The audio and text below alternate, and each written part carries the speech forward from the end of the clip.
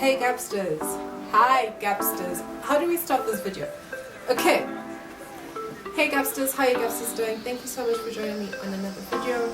I wanted to do this video because it was partly inspired by a video that I watched, Babala's video. Her channel details are below. I mean, you guys should follow her, you should subscribe, tell her you came to her channel from this channel and all of that good stuff. But she's got like a really amazing channel. It's mostly centered around traveling, but she's really good. She's creative. And anyway, but her channel, her video was about her PhD and basically the thought process, how she came about doing her PhD, what it is about, and you know, the sort of philosophy behind her PhD and what her PhD currently is about or is on. Gosh, English. So I thought, you guys know that my research is on social media, you know that my research is on YouTube, but I've never actually told you what my research was on. And I thought now would be a great time because I'm actually doing I'm currently in my research, sort of, personally I'm thinking back, I'm fidgeting. I've been very introspective about sort of my life, where I am introspecting about, you know, my YouTube channel, what YouTube has done for me, as you've seen my video on fear and anxiety, you know, just the journey that I've taken with YouTube. And my journey with YouTube is very much linked to my PhD journey. They're actually the exact same thing. And I thought, let me share with you what it is that I do for my PhD. One of the other reasons why I haven't really shared what my PhD was about, because you guys know for a long time I was having issues with my proposal, it hadn't gone through, and I suppose the waiting and the uncertainty of it, I just didn't want to speak ahead of myself.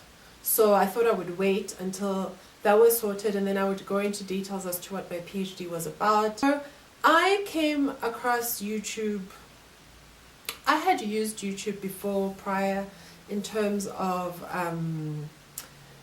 you know, when you watch a video on Facebook, or someone has a clip on Facebook and then they have the video and then you watch it there. Or I'd gone to YouTube maybe for like songs. I'd gone to YouTube for songs, I'd gone to YouTube for series and things like that, but I'd never really, I didn't know about the side of YouTube that dealt with tutorials, the vlogging, the, you know, all of that stuff, like where people are putting up content themselves. I never knew about that side of YouTube. And in 2014, I was working overseas, and I was working overseas, and at the time I was living in France, and I came across, I don't know how it happened, but one evening I found myself watching It's Judy's Life, and I was like, oh my word, what is this? You know, like a person putting up their everyday life. I think at the time she was pregnant or just about to fall. I can't remember what it was that was going on in life, but I remember it just being like, this is someone's everyday life, and it's different from reality TV. It's not reality TV, but this is someone's life. This is someone who's decided that they're going to put their life up, and then from then on, you know, you click and you click and you click, and one video leads to another. And I binge watched It's Judy's Life for my entire time in France, and then I would watch one or two other videos on the side from other people, but I mean, I think the majority of the time I was in France, I was binge watching It's Judy's Life. So I come back from France, I start my YouTube channel, like sort of like, I'll put the dates and everything. So it's sort of like in March, one night in like March, I think. I think at this time I am doing the pregnancy stuff, and I just start my YouTube channel in the middle of the night. I wake up, I was already in bed, like lights off, everything. I wake up and I start literally my YouTube channel. I log in, I create a profile, I do all of that stuff. And the following day I go to my supervisor and I say, I want to do this YouTube stuff, but I'm not convincing her. I'm just saying there's this thing called YouTube and I want to do my research on it. But she's like, I don't get it. Like, you need to convince me. And then I give up on it. And I literally went through about at the end of it, I think I went through about 4 topics. I was going to do stuff. Initially, I wanted to do work on Swaziland. I changed my mind because all my honors and my masters had all been around Swaziland or being Swazi. So for my PhD, it made sense to continue with the theme of Swaziland, but I found the topic a little bit too big. It required me to be at a skills level that I wasn't at the time. And I know people say, oh, but you'll get there by doing the PhD, but it's quite an important topic for me, and I wanted to do it right the first time around. I didn't want it to be a training exercise, if you know what I mean. And I'm still going to do that, but I feel like after my PhD and after the work that I've done, I'm more like I'll be at the point in my life when I can do it. So I ended up not doing that. And then I wanted to do stuff on pregnancy, but I wanted to do everyday pregnancy, where a lot of the time you guys, when they talk about pregnancy, especially academic papers, it's always like teenage pregnancies, it's always like miscarriages, it's always like just like either really scary situations or situations that put women at a disadvantage, you know. It's never about a normal pregnancy, like, oh, you know, we wanted the child, we fell pregnant, and then you know, and then we had the baby. Like, there was no complications during the pregnancy, there was no complications trying to conceive, just everyday kind of pregnancies that people experience all the time. And I wanted to do my research on that, and I ended up not doing it because of, I don't know, various reasons. And then at some point I was going to do old age and how people age and the process of becoming old. Because I know, for instance, becoming a woman for me has been a conscious thing. It didn't just happen because at some point I turned 21 and then I turned 30. Like, becoming a woman has been something that, you know, I've learned, and, you know, my family has started incorporating me into conversations that they normally wouldn't incorporate me into. I can't look at the boys that I used to look at before because chances are they're much younger. But, you know, becoming a woman has something that you become. You don't just wake up one day and you're a grown woman. Like, it's a process, it's a growing process. So I wanted to look at, but then I wanted to look at how people get old, like old age and getting old in, I was going to look at it in Mpumalanga and what getting old means in Mpumalanga, excuse me. And I was going to do that, and then but I had wanted to start the YouTube channel. I mean, this is going on now for the entire of 2015. I'm chopping and changing. But when the year had started in 2015, I had been like, I want to do my stuff on YouTube. But I didn't know what exactly it is that I wanted to do on YouTube. I didn't understand this thing, this everyday vlogging. I mean, vlogging for me particularly, not just tutorials, vlogging for me is very, there's something there that I'm trying to understand. And as you've heard, especially with my work that I wanted to do on pregnancy and my work that I wanted to do on the old age, it had very much to do with the everyday lives of how do you live old age, how do you live pregnancy. So everyday life for me is very, like, fascinates me in such a way. So the idea of someone putting up their everyday life on YouTube, like, just, I'm like, wow.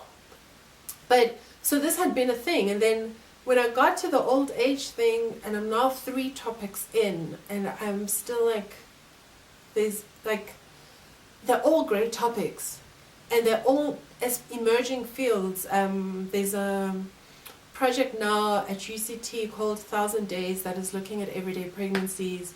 There's a growing field in gerontology, which is the old age stuff. I mean, I think it's gerontology. If it's not, I'll put the right word here.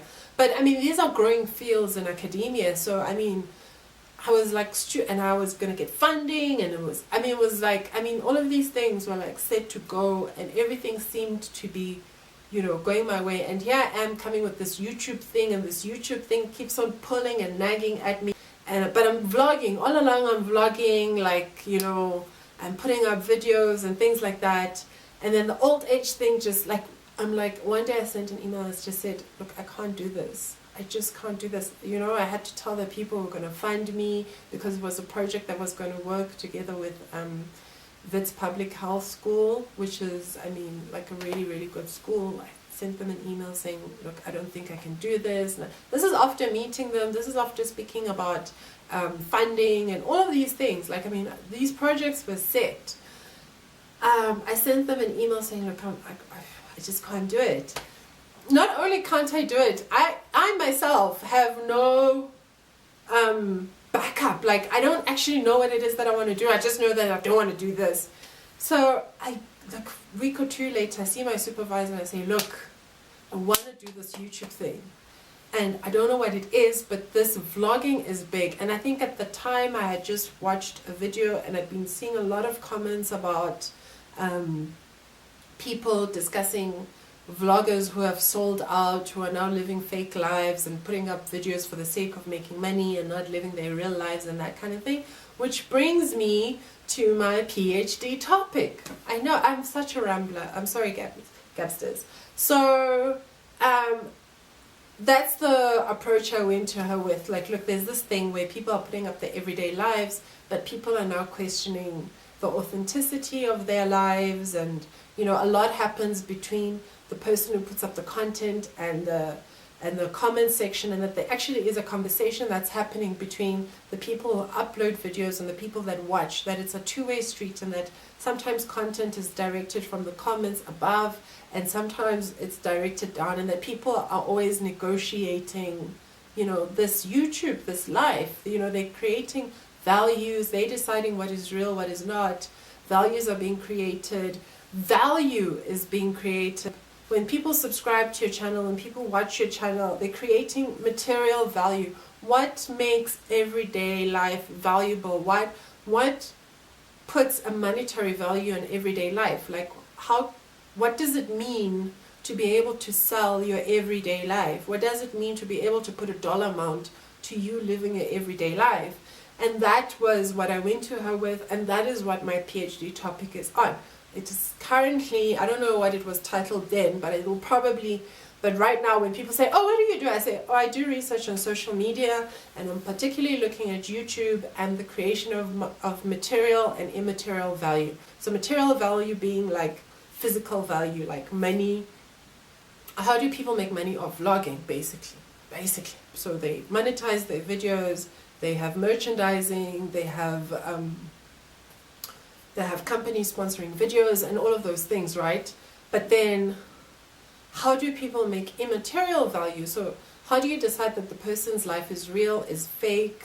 How do you decide these people are worth watching over these people? How do you decide that this person having a sponsored video is okay versus this person having a sponsored video? So this is what my PhD is about, and basically thinking about everyday life within principles of authenticity, of value, and of commercialization.